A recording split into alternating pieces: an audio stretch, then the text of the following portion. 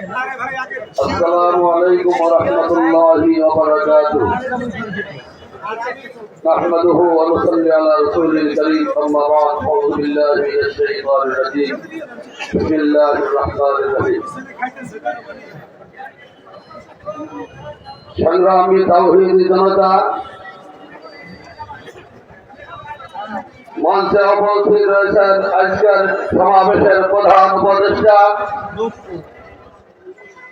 ফরিদপুর জেলার অন্যতম বীর খালেদ প্রতিষ্ঠান ঐতিহ্যবাহী মহিলা মাদ্রাসার স্বনামধন্য প্রিন্সিপাল ও শাইখুল হাদিস ওস্তাদ মহতারাম হযরতুল আল্লাহ জনাব হযরত মাওলানা আকরাম আলী সাহেব জামাত বারকাতুল আলিয়া মঞ্চে উপস্থিত রয়েছেন আজকের সমাবেশের উপদেষ্টা ফরিদপুর ঐতিহ্যবাহী সরকুল্লাপুর মাদ্রাসার স্বনামধন্য শাইখুল হাদিস ও প্রিন্সিপাল শাইখুল হাদিস হযরতুল আল্লাহ আল্লামা হিলালউদ্দিন সাহেব সহ উপস্থিত রয়েছেন ফরিদপুর জেলার সম্মানিত জাতির শ্রেষ্ঠ সন্তান, সম্মানিত ওলামায়ে কেরাম, সম্মানিত তাওহীদি জনতা। আপনারা জানেন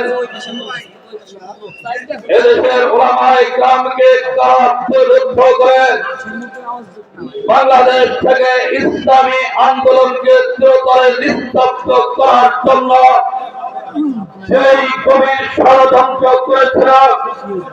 সেই ষড়যন্ত্রের কারণেই আমাদের প্রিয় রাহবার আল্লামা মামুনুল হক সাহেবকে ফেলে নির্যাতন করে ইসলামী আন্দোলনকে বাংলাদেশ থেকে নিষিদ্ধ করার জন্য সেই অসম্ভব পায়তারা করেছিল।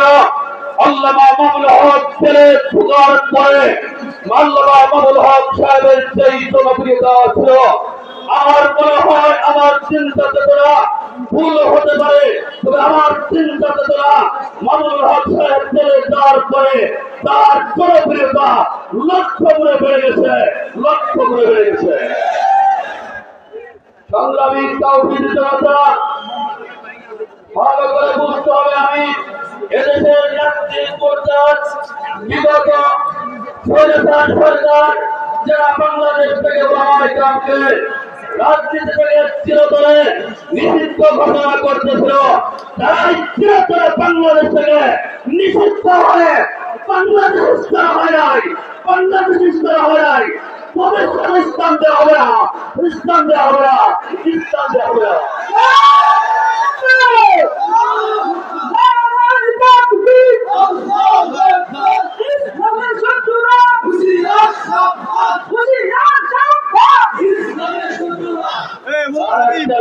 আমার সংক্ষিপ্ত বক্তব্য শেষ করতে চাই। স্পষ্ট মেসেজ, স্পষ্ট মেসেজ, ওলামায়ে কেরামকে হয়রানি করা যায়, মামলা দিয়ে ওলামায়ে কেরামকে ফাঁসির কাস্তে দাঁড় করা যায়।